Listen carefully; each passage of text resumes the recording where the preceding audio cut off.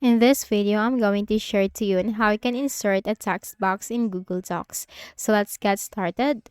So I have this text from here, so I'm just going to select it, Control C, and then delete it, backspace key, and click on the Insert tab, and here you'll find Drawing. Click on the plus sign symbol. Now this window will appear. Simply click on this shape, and then Shapes. I know this one, this text box. Okay, sorry for that.